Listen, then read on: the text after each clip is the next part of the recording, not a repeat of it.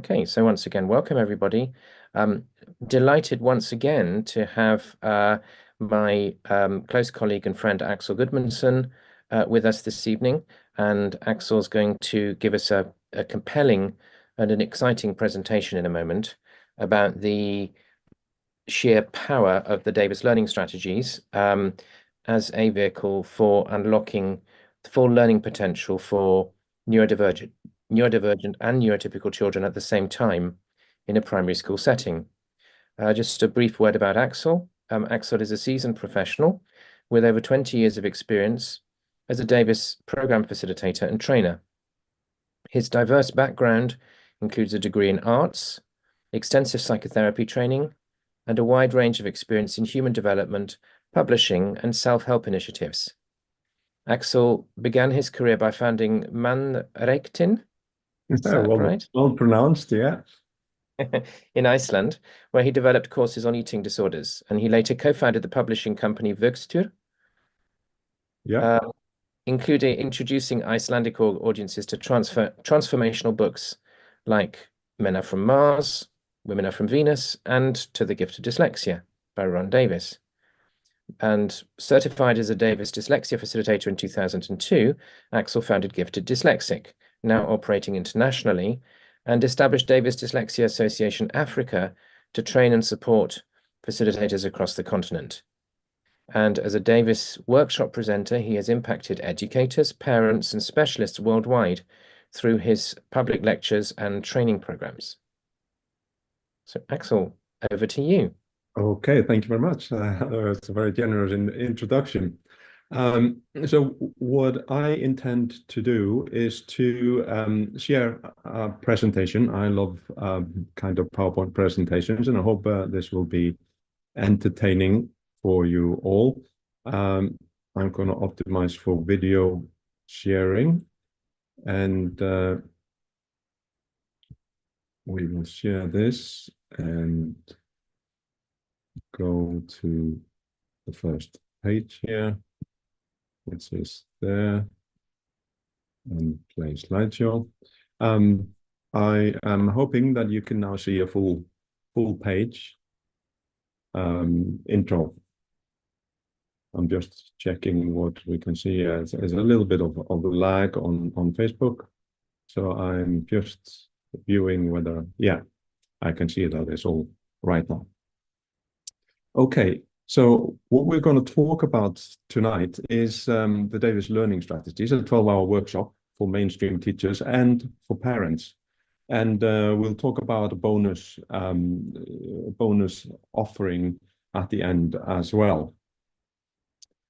Let's start with a brief history. The 5-day Davis Dyslexia Correction Program was initially developed in the 1980s, almost 40 years ago, as a remedial intervention for adults.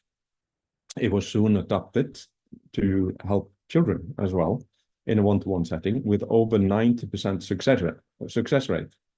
And during lockdown, during the COVID lockdown, we moved it to be available online as well. Finally, in the late 1990s, the Davis learning strategies were developed to teach reading in regular mainstream classrooms, complementing phonics instructions.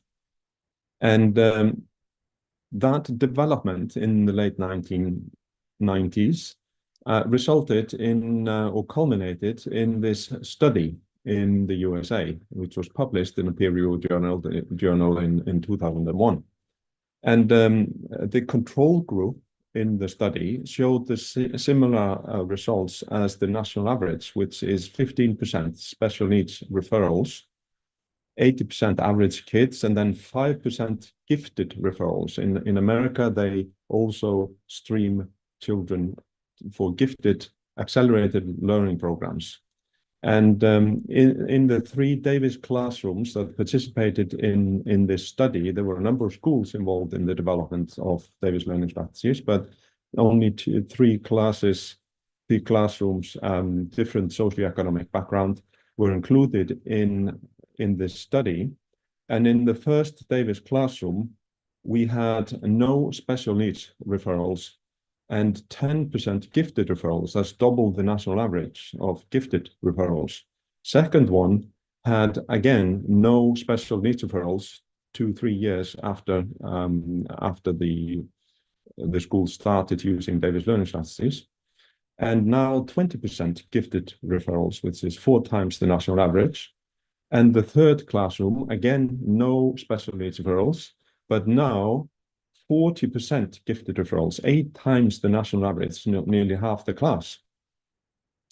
We also have a school in India called Omega International. They have over 6,000 learners, and they discovered the 2-day Davis Learning Strategies workshop in 2013. When it's given face-to-face, it's 2 days. When it's given online, which we will be doing in January, we're going to schedule it as 3-4 day sessions. But now Omega has trained over 150 teachers in DLS with 3 in-house DLS mentors and 2 fully licensed Davis facilitators who set up a remedial department called Indigo. Now, 10 of the first 11 Indigo children achieved average marks of over 70% in grade 10 exams after 3 years of Davis. And these are obviously, they are in a remedial department, so they are probably started off as the worst performing children in that school. And after 3 years of Davis, they all score over 70% in the grade 10 exams. In New Zealand, Davis has also been used quite extensively.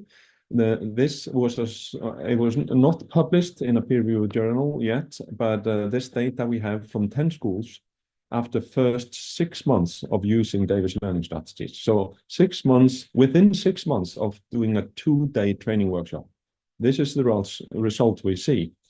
Partial DLS results in up to 60%, an average of 60% of failing 6 to 8-year-old children now succeeding. So this is a drop in remedial requirements of 60% within 6 months with partial DLS. What we mean by that is that they were only using the self-management, what we call the focusing strategies of DLS, and still saw 60% drop within 6 months.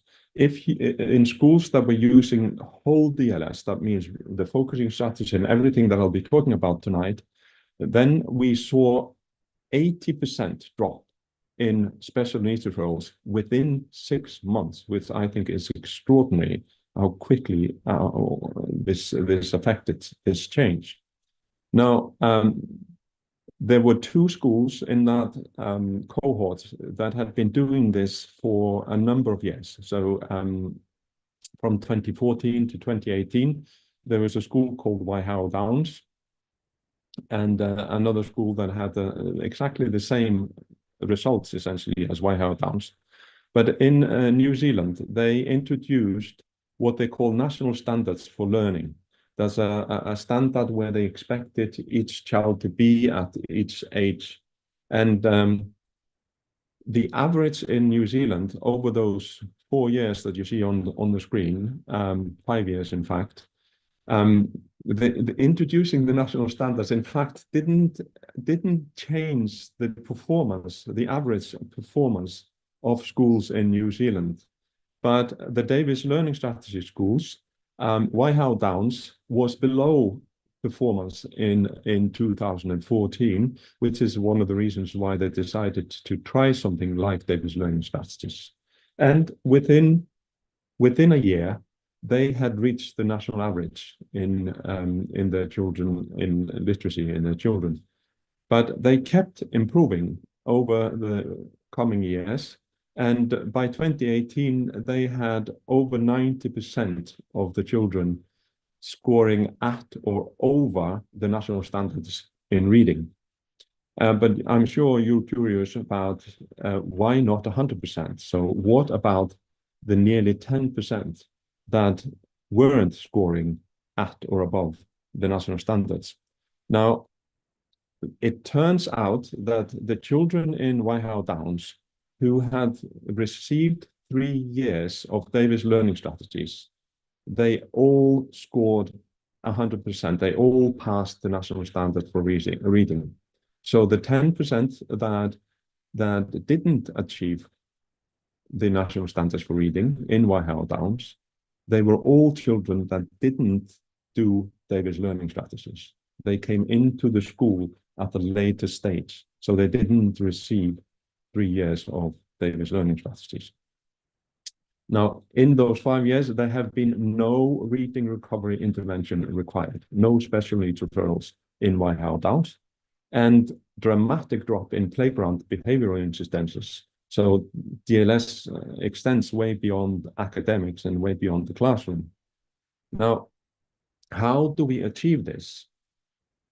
First, we talk about Davis focusing strategies. That's the thing that just on its own will result, or in New Zealand, resulted in a drop of 60% in special needs referrals. Now let's look at what learning is made of. Here we can see it's called the pyramid of learning. At the pinnacle is academic learning, and that is based on and daily living activities and behavior. That's all things that we want to influence in our school children. That's what we call cognition, intellect, all these 3 aspects. But those 3 aspects, in order to succeed in them, you need to they rest on perceptual motor development. And if you work in remedial or you have a remedial child, then you will recognize, auditory language skills, struggling with pronouncing words. Visual spatial perception can be dodgy. For example, in dyspraxia, attention center functions, so it's like ADHD, hand-eye coordination, again, dyspraxia, ocular motion control, that's like tracking, eye tracking. That's obviously important for academic success. And postural adjustment, which again ties into just being aware of your body. That all, again, builds on sensory motor development. Body structure awareness, body schema, reflex maturity, input screening ability. That's something that autistic people tend to struggle with, selectively take in stimulus. They get overwhelmed because they take in too much, resulting in very high intelligence, actually, but not necessarily very well organized or accessible to them. Postural security, that's about the body. Bilateral body awareness, that's like crossing the midline, for example, very common amongst children that struggle with learning, that they are either mixed, dominant, or often left-handed. Motor planning, complex new activities, but all of this is built on our sensory systems, and this is where you may really recognize these things. The five senses that most people recognize: smell, sight, sound, taste, and touch. But here in this pyramid, we include the vestibular, which is sense of balance, which is mainly the inner ear and the eyes, and the proprioception, which is awareness of body, both physical muscle movement and internal operations in the body. And in order to succeed academically, accurate and consistent perceptions are necessary for developing reading skills. You need to be able to establish focus when you read and effortlessly maintain that focus.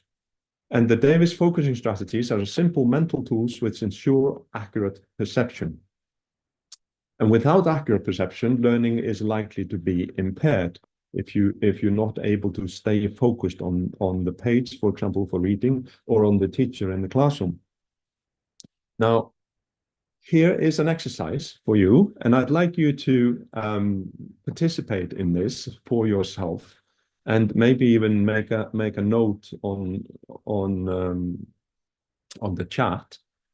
So this is an exercise which is about kind of given you a sense of the difference between different thinking styles and the strength of certain thinking styles, and also give you an experience of the kind of failure that children often experience in the classroom. So I'd like you to name the color. I'm going to give you 10 seconds. I think there are 10 colors that I'm going to show you.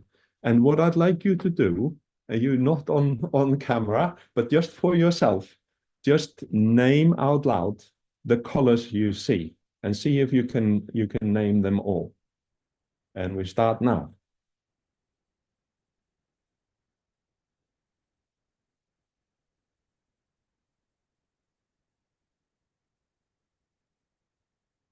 Okay, 10 seconds. I expect most of you managed to keep up with the colors as they were shown on the screen, and which meant that you could name 10 colors accurately, one per second. Now I'm going to give you another one, and this one, what you're going to name again are the colors, but this time it's not squares. They have a different shape, the colors. They're actually shaped into words. And let's see how that goes. I don't want you to name the word that you see. I want you to name the color of the word. Okay, are we starting now?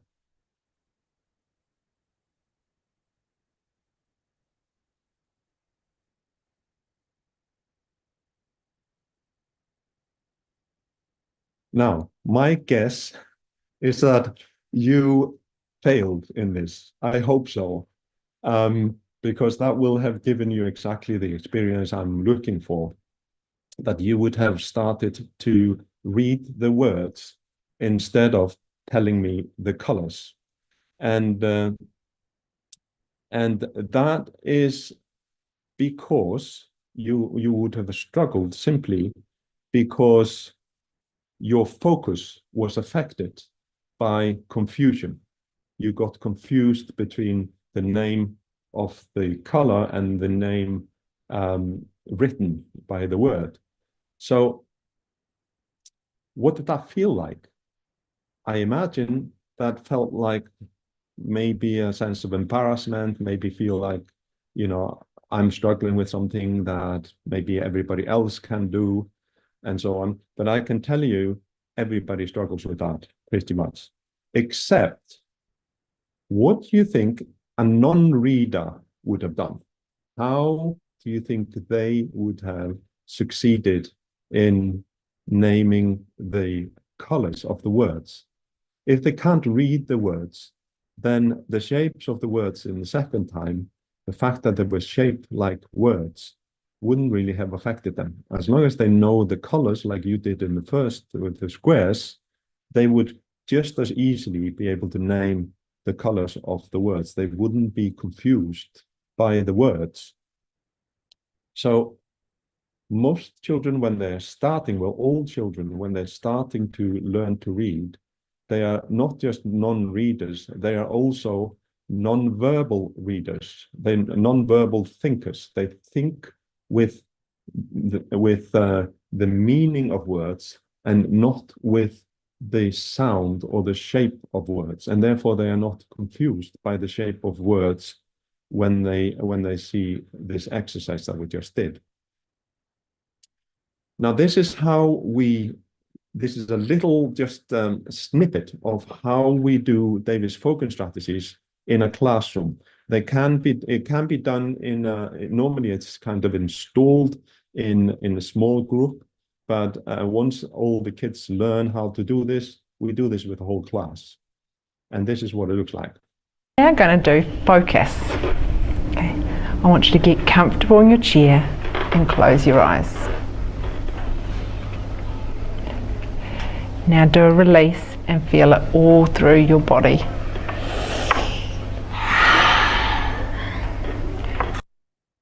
So there you could see release and then they do a particular focusing exercise, which actually happens in their mind and not easy to show in video. Okay, Fergus, focused and stand on one foot.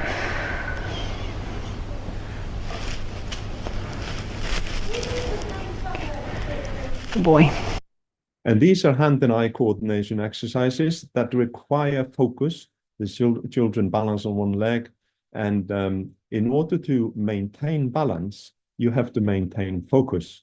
When you lose your focus, you lose your balance. And that's why this is very good for reinforcing focus in the classroom. Now, this is an exercise a little bit to make some of you feel embarrassed, and some of you possibly have seen this. If you have seen this, you know where the cigar is. If you haven't seen it, you probably cannot see the cigar. And this is an exercise that will teach you that as children, we need to learn how to see, how to distinguish what is what. So just have a look at this picture and see if you can see the cigar in this picture. I'm going to give you a moment. It's staring you in the face. Now I'm going to show you where it is. There it is. And now, once you've seen it, you cannot unsee it. Before, I hope you didn't see it, but now, because I've seen this before, I cannot unsee the cigar. I cannot see this picture the way I saw it the first time I saw it, where I couldn't see the cigar. But the point here of this exercise is that we need to learn how to see things, how to filter stimuli, and how to interpret shapes. For example, shapes of letters and words. And also know what is important and what isn't important in what we are looking at. We work with multisensory tools, and we use plasticine. And the first and basic exercise we do is basic kind of plasticine modeling skills. And we want the children to recognize shapes, the names of shapes and so on. So we get them to make these shapes in plasticine. And then we play games talking about, you know, horizontal, vertical, diagonal, curved line and straight line and opposite, and a lot of the words that we will need to use in describing letters. Then we in Davis, we are very conscious of words, what they mean, and the confusion that words can create. So if I say, put the circle in front of the square, what would you do? Just think about that for a moment. Does that mean on the left or on the right, on top, or maybe even below? It depends on how you think of in front. What does it mean? If we're thinking about the reading direction, then in Western languages, that would be on one side. If you're thinking about, for example, Hebrew, then it would be on another side. If you were maybe Chinese, it would be in another place. If you're thinking about being kind of below the screen, then the square is now further away than the circle. So now the circle is in front. But the key thing is that there are lots of different answers to a question. And it's very important to explore those answers and the children to experience that a lot of answers may, you know, even though they're not what the teacher expects, they can be right.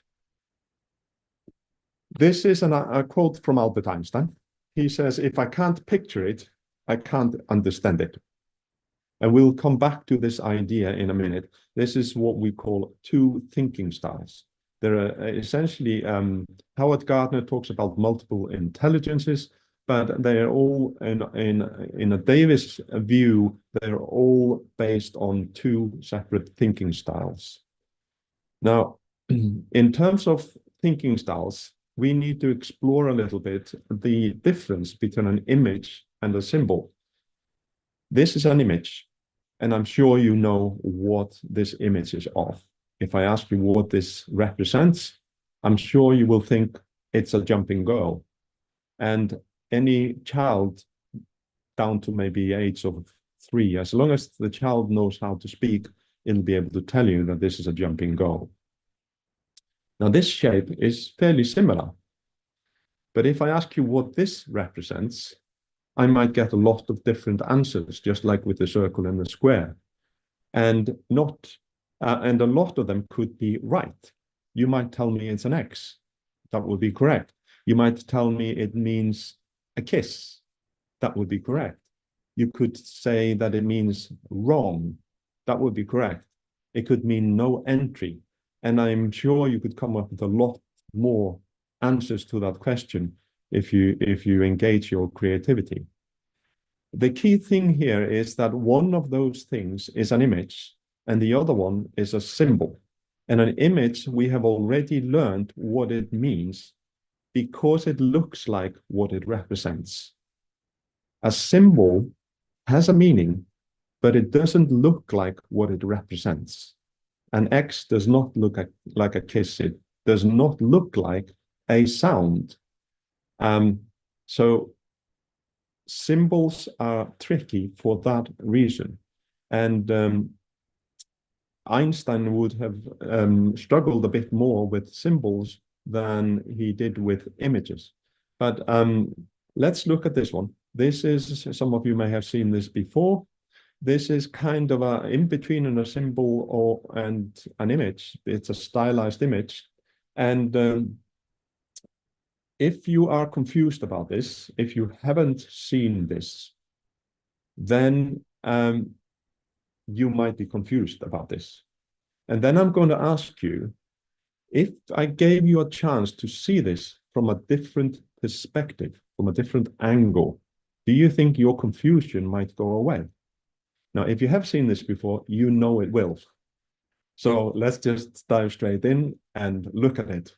There you go. It's the same thing from a different angle from the side. And now I'm sure your confusion has gone away if you had it. Now, this one, I'm sure you haven't seen before, unless you've been to one of my lectures before. And this is an actual photograph.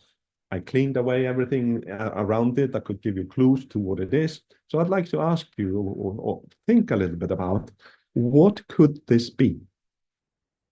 Now, you could give me a lot of different answers because I'm asking, what could this be? And they could all be right. But in fact, there is only one right answer what this actually is. And I'm going to ask you again, do you think, if you feel confused now, do you think that confusion might go away if you got a different perspective? Let's see if that happens. Yeah, I presume your confusion has gone away now. Young children use this 3D talent frequently, and it works beautifully with real objects. But when it comes to 2D symbols, when this 3D talent is used on 2D symbols, it can cause problems. Here's a 2D symbol. And if a person has developed this skill of manipulating images in their mind to see them from different angles to clear away the confusion, they might try and apply that to this one. And now, does the confusion go away by seeing it from a different angle? No, it doesn't. The confusion increases, and this is the most common dyslexia symptom. They could do this. Again, it's the same shape, just from a different angle, different perspective. And again, the confusion increases. And here, again, confusion increases. And this is the most common problem with dyslexia, like seeing the letter S from different perspectives, not being sure which way it goes, seeing a lowercase n as a as a lowercase u, or lower uppercase M as a W upside down. So there's lots of confusion, and this can cause this particular thinking style and this 3D talent. But all symbols have three parts to them. That's another aspect to this puzzle. Like there is a letter, and it has a written representation. This is what the letter looks like on the page or on the screen. It also has a name. It's called an A, just like we call it in the alphabet song. And the letter A also has a meaning. And that's the sound of the letter A. And here you can see the letter A can have at least 1, 2, 3, 4, 5, 6, 7, 8 different meanings. It can mean A as in apple. It can mean A as in 8. It can mean ball, or as in bold, or A as in barn. It can mean, say, air as in air. It can say I as in private.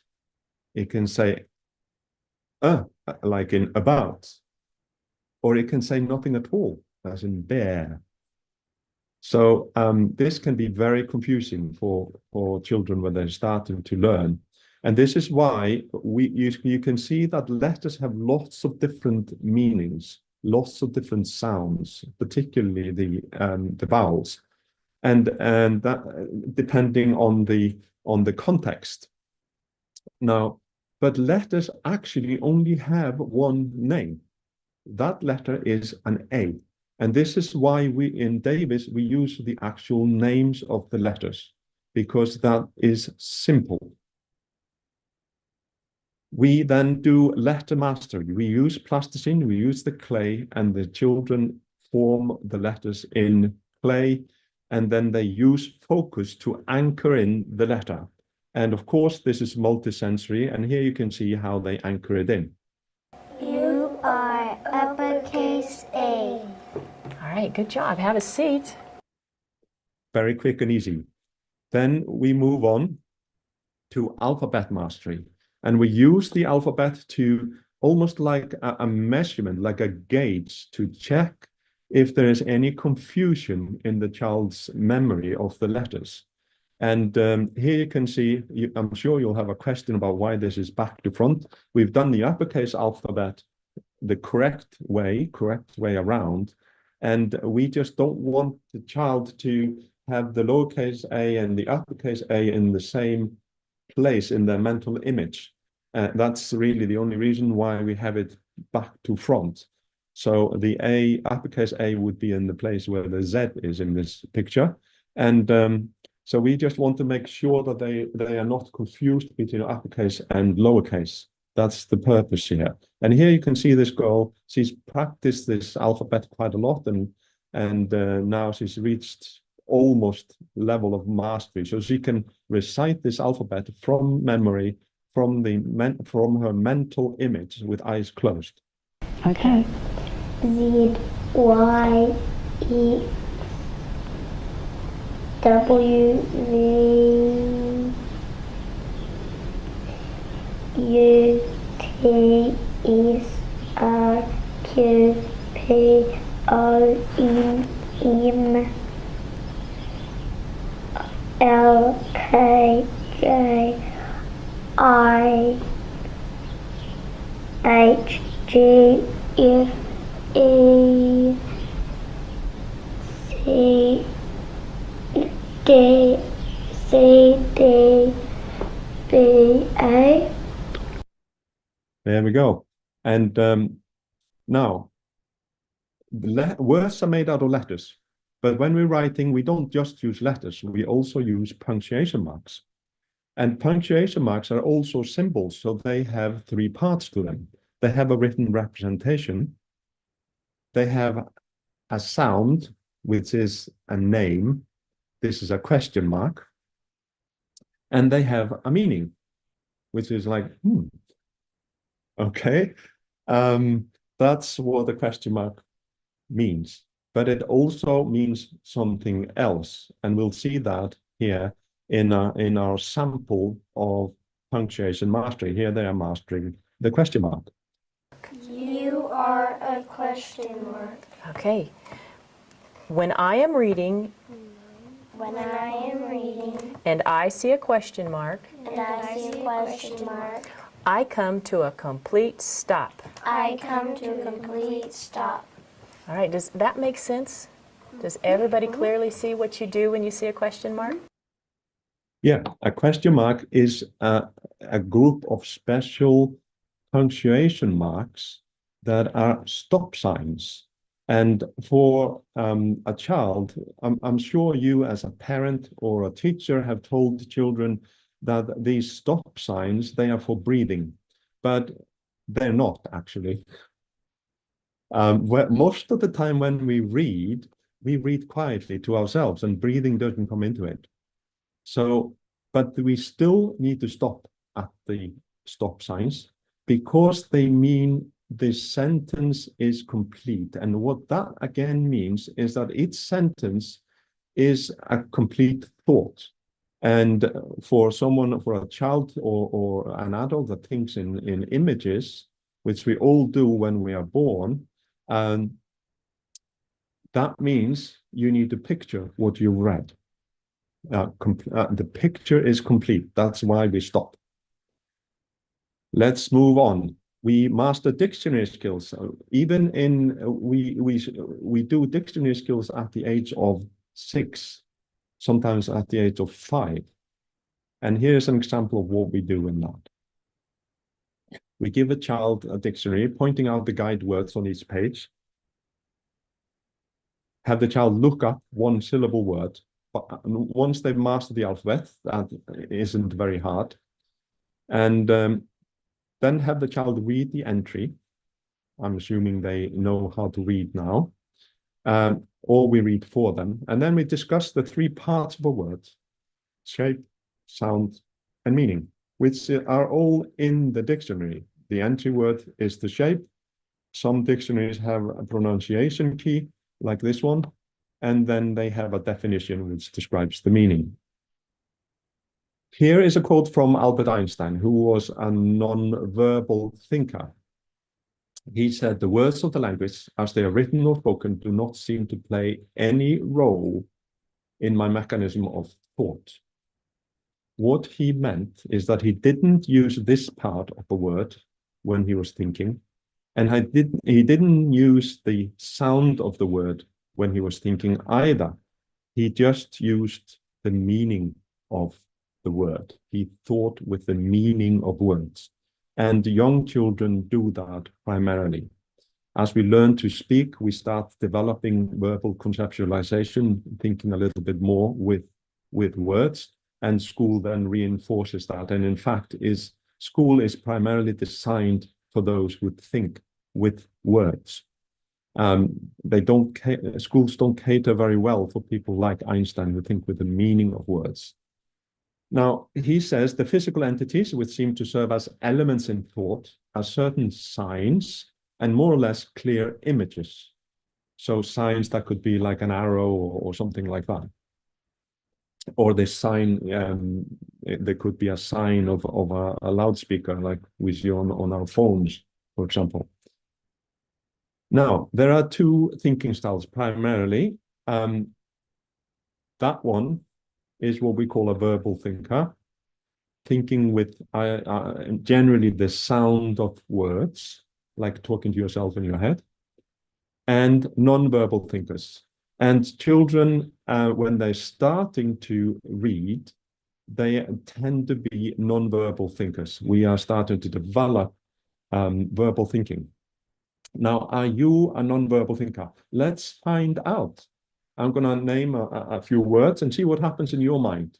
So I'm going to say house. What happens in your mind when I say house? Do you see a word? Do you just hear a word? Or do you see the meaning of the word? I'm going to say another one. Mountain. What happens in your mind when I say mountain? Okay. It's probably a picture of a mountain. It could be a cartoon, or it could be like a photograph, or even more realistic than a photograph. It could be 3-dimensional. You could be on the mountain even. And then I'm going to say another word. The. What happens in your mind when I say the? It has a written representation. It has a sound, which I gave you. Did you picture the meaning? Probably not. Most people don't really know the meaning of the. And that's one of the things that causes problems with learning to read. We often call them high frequency words, and I'm going to show you what the means. It's a definite article. Now, maybe for some of you, that could help. But my guess is for most of you, it doesn't help very much. So I'll give you a better definition from a children's dictionary. There it is. Now you've seen what the definition is. I'll read it to you so you get the sound as well. That one which is here or which has been mentioned. Now you have the shape of that definition and the sound of that sentence. Does that help? Probably not. And the reason is that there are 10 words in this definition, and 9 of them, the bold ones here, are from a list that we call trigger words because they trigger confusion and cause problems with reading. They are the ones that most often dyslexics struggle with. But even non-dyslexics, like you now, it doesn't really translate into an easily understood sentence. Here's a picture, clay model, of the meaning of the and the shape of the. And then we would add the sound of the to this. And then we have all 3 parts of the word together. This is what I use when I give a presentation in person, when I have a projector, and then I will say, the projector is on. And then I ask, which projector am I talking about? And there will be someone in the audience that says, that one. And I say, oh, that one which is here, which is the definition. If I do it with you, I could say, the device is in front of you. Which device am I talking about? The device you're using to view this webinar. And where is here? That's where you are. There is another part of the definition which says that one which has been mentioned. So I could say I have a car, and then I can say the car is in my garage, or it's actually parked outside. But you know which one I'm talking about. And that's what the definite article actually means. The means you know which one I'm talking about. That's what it means. Here is just the random text, and I'm going to show you of these words that we could call trigger words. They are often called high frequency words. Teachers call them sight words a lot of the time because they expect children just to recognize them on sight because it's difficult to picture the meaning.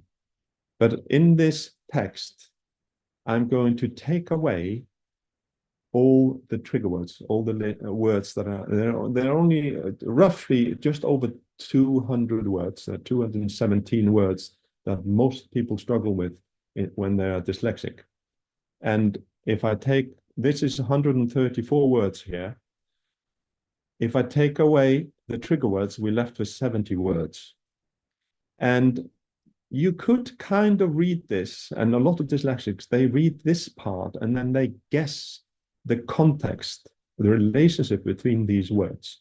And they can get past that reading, but normally comprehension suffers because the relationship between the words is given with these words. And you can see that's more than half of the words on the page are from this list of 217 words. Here is an example of what's called the running commentary, where a dyslexic is asked to read a passage of text to see which words he trips up on. And these are the words he tripped up on. And there are 10 words. Substitution, SS means substitution. That he read a different word. C is correction. He made a mistake but corrected it. And H is hesitation. He hesitated before he could read the word. So these were the words that caused problems. Not the long words, not the kind of difficult words. There was only one word that's not from the list of 217 trigger words. 10 errors, 9 of them were from the list of high frequency words. And that's why we master these words in the clay, using focus and using multisensory methods, including the meaning of these. So the meaning, we find the meaning in the dictionary. That's why we master the dictionary skills as well. And here you can see children, they spent time making the shape of the word and the meaning of the word, and now they're adding the sound. And you're going to say, you are with, meaning in the company of. Are you guys ready? Let's do that together. You are with, meaning in the company of. In the company of. Great job. Now point to your word and say, you say with. Okay, have you got it? Why don't you go ahead and touch and say the letters of your word together. W-I-T-H. Okay, now everybody check and make sure that that word is clear in your mental picture. Close your eyes and see if you can see it in your mental picture. And because they've mastered the alphabet completely, they can now hold the mental picture of a word as easily as they would hold a drawing of a smiley face or any other image, because now they can relate to the letters as images rather than symbols. Then we do reading exercises, and they are different from phonics reading exercises. This is complementary to phonics. And we start with just spelling. And without getting the child to figure out the word, the child just names the letter, and then the assistant, the teacher, or the parent tells them the word. So there's no figuring it out. And what we find with this method is that very rarely does a child need to read a word more than twice before they start recognizing it. And this is what it looks like. T-H-I-S. This This. I-S. is Is. T-H-E. the. The. F-I-S-H-I-N-G. Fishing. Fishing. B-O-A-T. And you can see that they are using the names of the letters, and they are just clocking the letters and then hearing what the word is, and that will help with spelling as well. And as long as they are focused while they are spelling it and hearing it and repeating it, they are likely to recognize the word next time they see it. And of course, the exception is those simple words that I've mentioned, those 217 words that cause problems, and very often names, because what children tend to do in terms of making sense of words is to anchor them into something that they recognize, like a fishing boat is easy to picture, and that's how they recognize it. They anchor it into the meaning of the word, and of course they're recognizing the shape of the word as well, and they are recognizing the sequence of the letters, not just the shape. With this exercise, we are training them. We're training them to recognize the letters in the word. There is another reading exercise called Sweep, Sweep, Spell that builds on the first one, and this is what that looks like.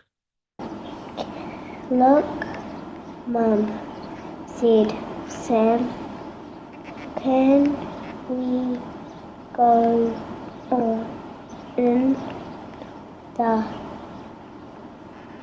here. And you noticed there were a couple of words there that the child made a mistake here.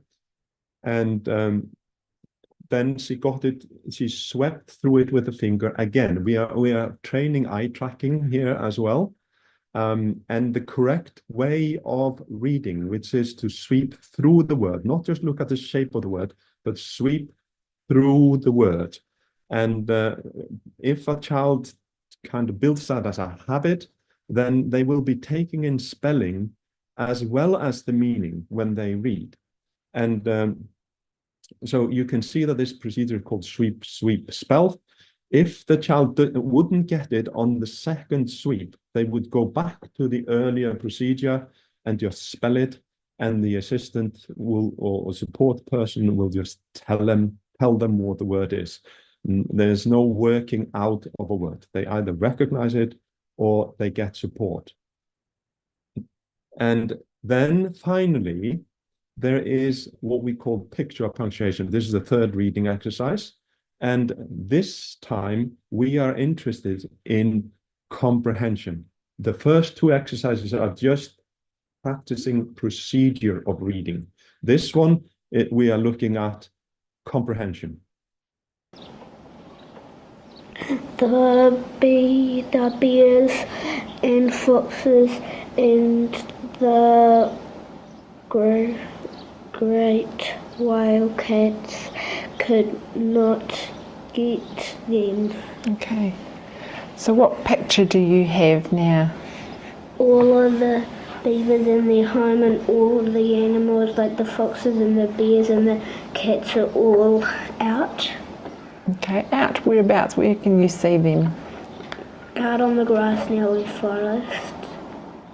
Okay. And you may have noticed that there was one word that this boy skipped, and that was from the list of trigger words from the high frequency words. It was not the picture words that he skipped. Now, how can you achieve this? If you want Davis learning strategies in your school, we would want the foundation head, the head of foundation phase, because it's primarily focusing on the foundation phase, learning to read. That person has to be on board, as well as the Senko and the school principal. We want the school, it's not really, we don't really see maybe great success if just one teacher in the school is doing this. You need to be quite a brave trailblazer if you're going to be the only teacher in the school doing this. But you ideally, we want support from school management and administration. But to ensure motivation, we've also had schools where the decision is made top down and we don't get buy-in from the teachers, and that is not advisable either. So to ensure motivation, each teacher opts in to be trained. We propose a free lecture like this presentation I've been giving now as the first step. One teacher and any teacher aide is trained for each of the grades 0, 1, 2, and 3 for 4 years. And then training each participant costs on average of, we're talking about dollars here because we're expecting some international attendance to this presentation. So it'll be a bit cheaper in pounds, obviously. So we're talking about roughly $1,000 per participant, or then 2,000 per classroom if it's one teacher and one teaching assistant. And so the total of training 10 participants is then 10,000. And what we're including here is materials to use in the classroom, like plasticine and various resources that are needed in the classroom. Now, how much is that? It sounds like a lot of money, $10,000. But if a teacher stays in its role in the job for 6 years, then you can spread the cost over 6 years, because that teacher does not need to be trained again. And we're talking about 6 years because most teachers stay in their job for an average of 6 years. So that's a reasonable thing to think about. Now, if you're in a class that has 12 learners, then and you spread that over all the learners that you're actually teaching through those 6 years, then it comes down to $31 per child. Now, if you have 24 learners in a classroom, then that averages out as $16 per child. If you have 48 learners, like a lot of African schools have, then it's down to $8 per child after 6 years, if the teacher stays in their role for 6 years. So spreading $10,000 over 6 years with 24 learners comes to about 16 pounds per learner. But DLS benefits extend beyond the first 4 years. It lays a foundation for effortless learning and teaching for the rest of the learner's education. So even though we're only using it for using the reading exercises in the first 3-4 years, we're laying a foundation so that there is no learning struggles further up in the education. So the cost of DLS could therefore arguably be covered by every learner in the school and not just grades 0 to 3. If we do that, then the cost would drop to $8 per learner each year in classes with 24 children. I'm talking about 8 grades with 24 children in each class. And that would then cover training of 10 DLS staff every 6 years. If you have 48 learners, it drops down to $4 per child. And of course, if teacher training colleges offered DLS in pre-service training, that cost could be cut significantly. If DLS training was offered as an online course, then again, we could increase both the reach and affordability. And that is our dream, to be able to offer it as an online course or possibly a hybrid. So only $4 to $8 annually per child. And if you look at that per month, then we're talking about less than $1 per month to introduce Davis learning strategies in a school, if we spread it over 6 years, which is a reasonable way of thinking about it.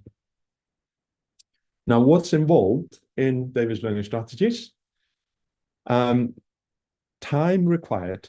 In reception, it tends to be roughly 20 minutes a day. And in year 1, 2, and 3, about 30 minutes a day. Here you can see how we do this. The focusing strategies, they are mastered early on in reception, 5-year-olds, and then reviewed for the rest of the year, and then used for the rest of that person's life, in fact, because these are tools that we use in our daily life. Basic clay modeling skills are mastered in the early beginning of reception and then used from then on. Letter mastery, uppercase in the first kind of 6 months of reception, and lowercase mastered in the second half. And the alphabet mastery, again, as soon as we've mastered the letters, we go into the alphabet, and then that's reviewed in year 1. It's mastered in reception and reviewed in year 1. So by year 1, every child knows every single letter without any confusion. Punctuation mastery, we do the stop signs in reception, and then any relevant punctuation like quotation marks and brackets and so on, exclamation marks. That's exclamation mark is a stop sign. So you can see how that we start with the stop sign in reception and then relevant punctuation as they're introduced in the curriculum. Dictionary skills are introduced in reception, second and or kind of towards the end of reception, and then mastered in year 1 and used from then on. Simple mastery is introduced. That's simple mastery of words. And that's introduced in reception as well. We do a few words in reception, maybe 10 words. And then that skill is mastered in year 1 and used throughout the remaining 3 years. And in fact, that simple mastery can be used for mastering various subjects as well, like geography or biology or anything, certainly maths. So it can be used throughout education. Mastery of basic words, we do about 10 words in reception, and then about 75 words a year, 2 to 3 words a week throughout the remaining 3 years. Of course, it can be done quicker if you, for example, a parent working with your child, but this is how we found that it can be integrated into the timetabling of a school that's doing phonics as well. Reading strategies are introduced in year 1, early in year 1, and then used from there on. And there is a little bit of admin load. A lot of teachers ask, what does this mean in terms of admin on top of my work? Can I make this work? And we have mentoring included, in fact, in when we talk about $1,000 per DLS workshop or DLS training, then mentoring for the first year is included. And in that is we start with a one-to-one teacher interview for an hour, where mentor explains to the teacher the mentoring structure, the daily logs, monthly reports, and 3 annual mentor meetings and a year-end report, which I'm going to go over on this slide. And there's a classroom report so that the teacher actually tracks the children, which words they've mastered, which letters they've mastered, and so on, which is a useful thing for a parent or a teacher to do anyway. But we just have a very structured way of tracking that. So teacher fills in monthly report every month, takes about 20 minutes, summarizing the daily log. And then the mentor evaluates that and supports, gives feedback on that. Then there's joint mentor meetings 3 times over the first year, and where we are kind of discussing progress and challenges and troubleshooting any issues that come up. Then classroom visits as well, 3 times a year. That could be through on-site visits or via Zoom. And then mentor reports to Davis International about how things are going in that classroom. And then individual consultation as needed, up to 1 hour per teacher per year. That's obviously not a lot of individual support, but there could be also possibly something like a Zoom support as well. And then there is a year-end survey. A teacher completes year-end survey online, and mentor evaluates and sends a report to DDAI, because this all sounds too good to be true, and we are busy gathering data to be able to present like I did in the beginning here, and we are very keen on gathering data and producing more research on this. Now, there is Davis Learning Strategies in India in December, 6th to 7th of December, not in about 2 weeks' time. And but that is on site, that's not online. And you can see here, there's if you look up Pretty Venkatesan, you can or write down the phone number that's there. And then you could register for that one. But we're also running an online Davis Learning Strategies workshop. That will be me and Pretty together in doing an online in January. And that's a 12-hour online workshop, 10th, 11th, and 12th of January. And that runs 4 hours a day, 9 to 12 p.m. 9 a.m. to 12 p.m. UK time. And there's a bonus access for that workshop to something called To Learn to Read. And that is, this is me explaining what that is. Now I'm just going to run this video quickly. It takes 3 minutes.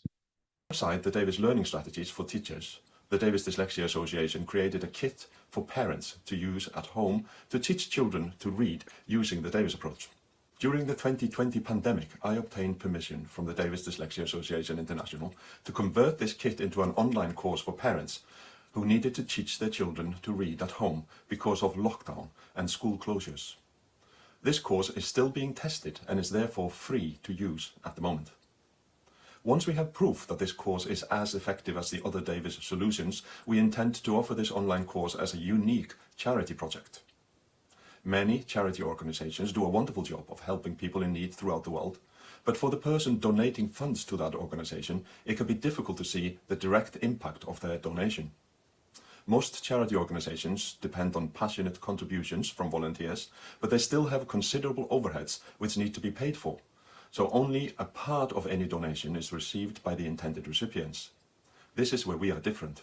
A family who can afford to pay around $100 for the course receives a voucher which they can donate to a family that cannot afford the course. The two families join a free online Facebook group for peer support, where they support each other and meet other families doing the same.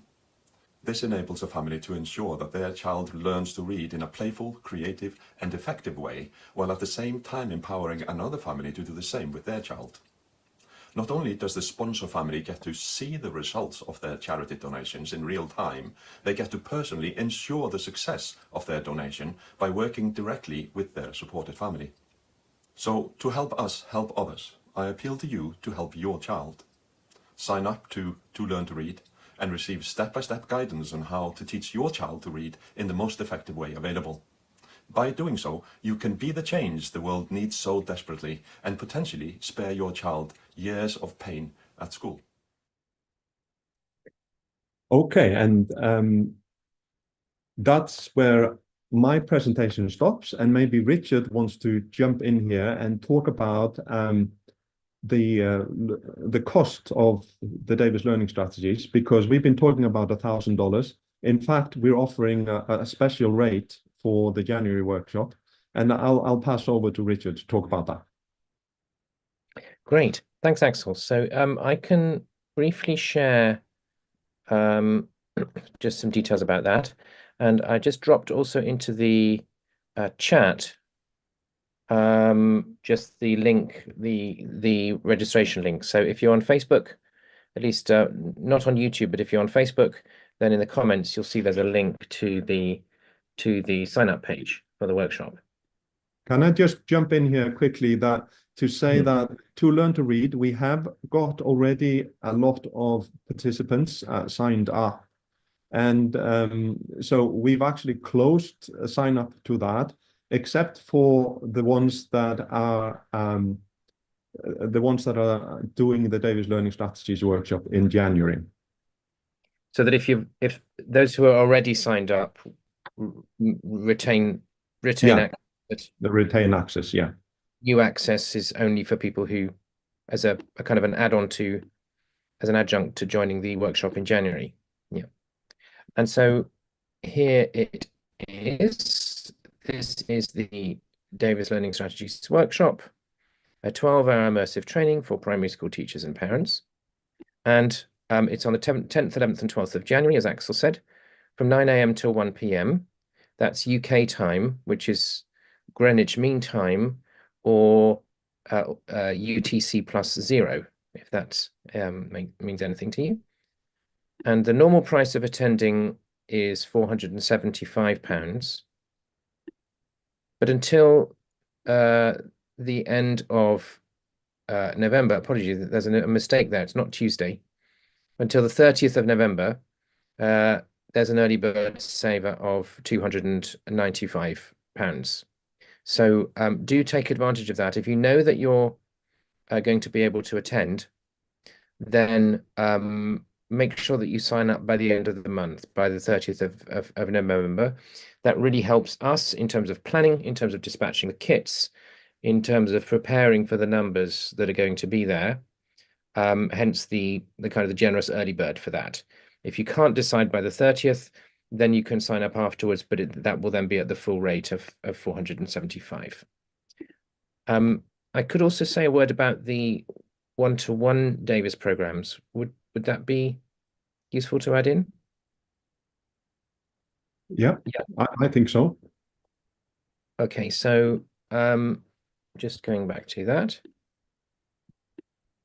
So if you are a parent, well, or an educator for that matter, and particularly a parent of a child who's older than the Davis Learning Strategies age, so over the age of 8, or indeed if you're an adult who is a dyslexic thinker and struggles with reading and writing, or with other aspects of learning, it is not too late for you with Davis, because you can access learning can become easy for you if you access one of our one-to-one programs.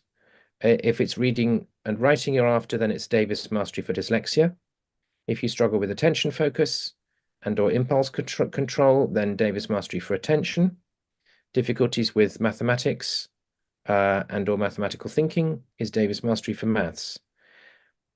Davis Foundations for Reading is the kind of the one-to-one equivalent of the Davis Learning Strategies program. So that if your child is at a school that is not applying Davis Learning Strategies, you do not need to be denied access to those benefits, because you can approach one of our licensed facilitators, and your child aged 5 to 8 can receive that program one-to-one over a more kind of compacted and intensive format in partnership with you. Okay. On the autism side of our work, some of our practitioners, our facilitators, are also licensed to work with autistic individuals. And then we have a program called Davis Autism Approach for verbal autistic individuals, Stepping Stones for the Verbally Challenged, and or for children under 8 with autistic tendencies. And then we have Davis Concepts for Life, which is a powerful executive function, emotional intelligence and self-responsibility program. And Davis Concepts for Life Early Years for children under 8.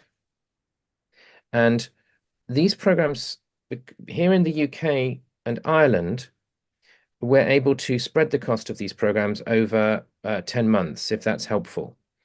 Many of the programs listed here, therefore, become accessible at for an investment of £288 a month for 10 months.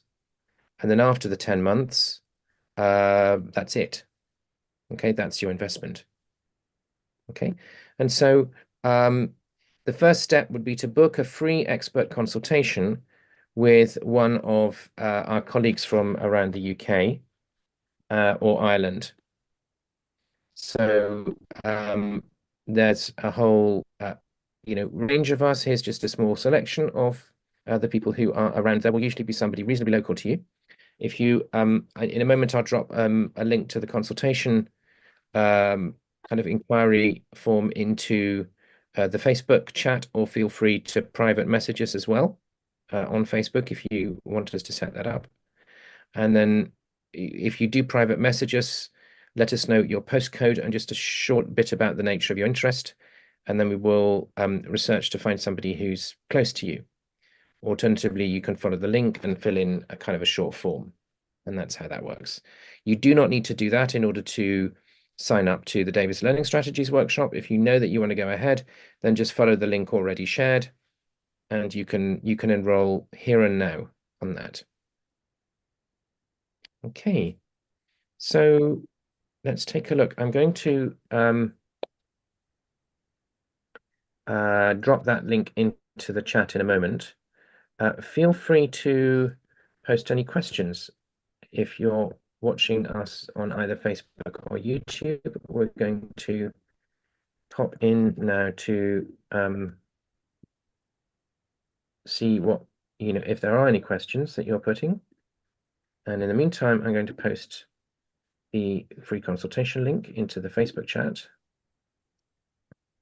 Yeah, I can see there are already questions in the Facebook chat. and some of them have been responded to. Yes, we had a question about sorry,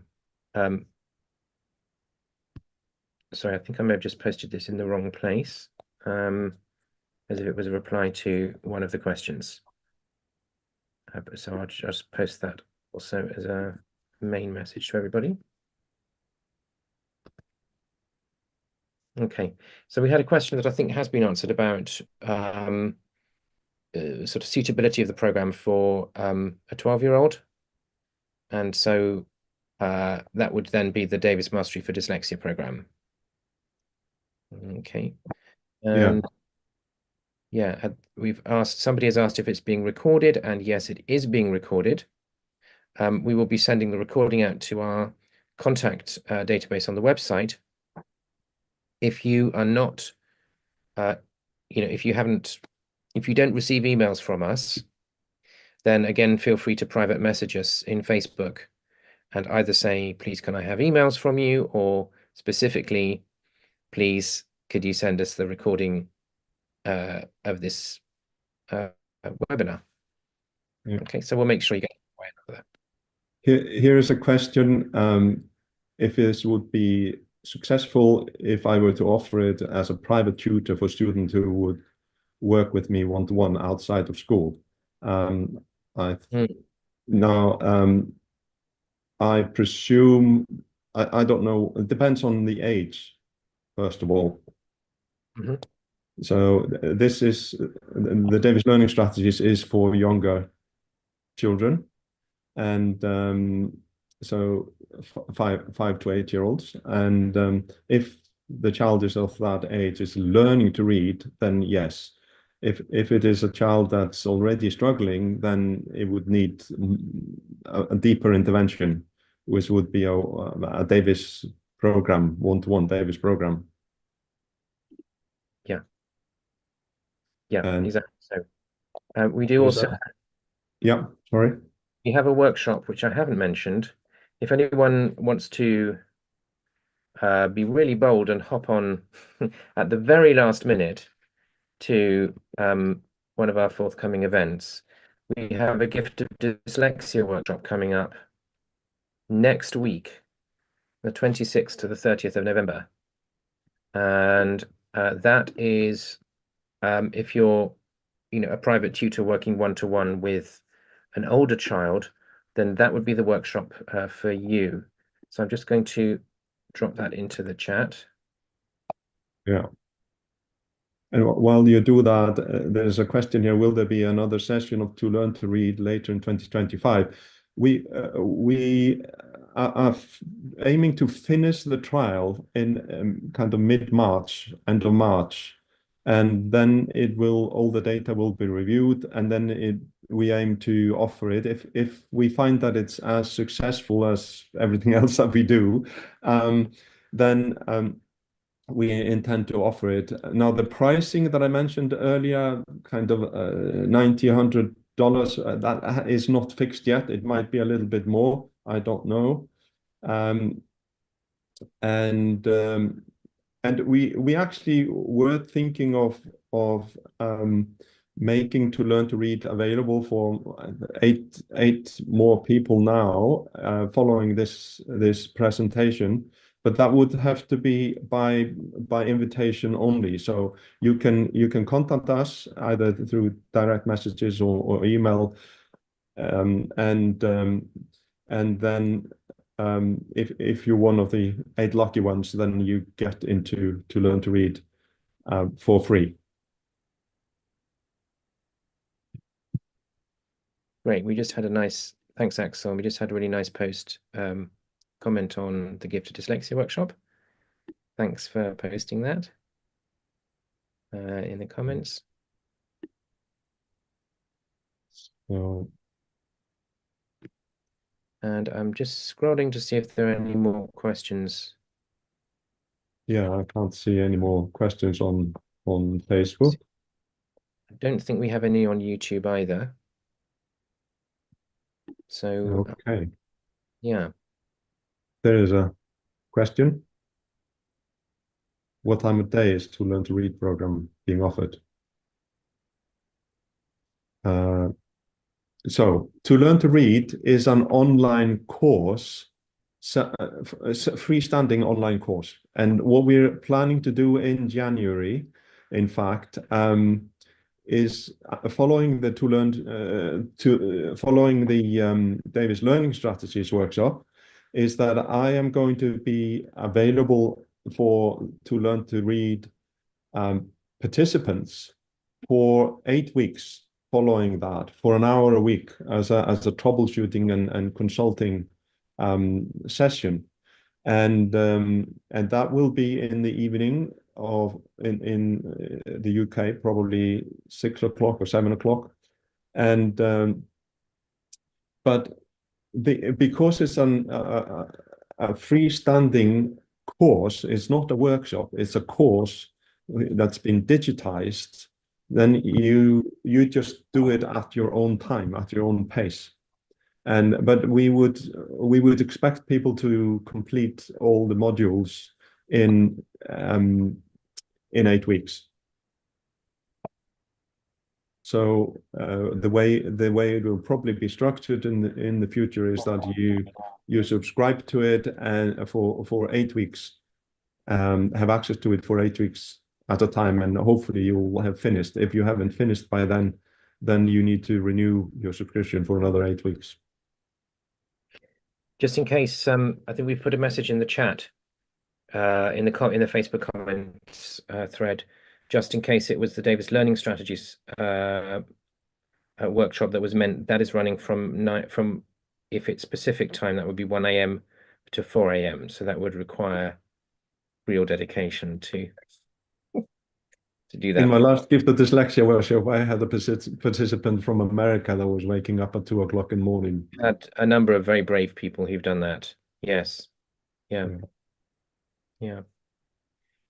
Okay. I'm going to also just drop into the Facebook comments a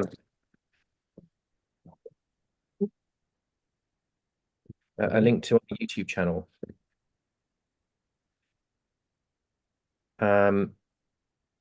Because there's a real selection of videos there about the Davis approach and about kind of linked approaches and what's the term I'm looking for? Like-minded videos by like-minded organizations and people as well as us.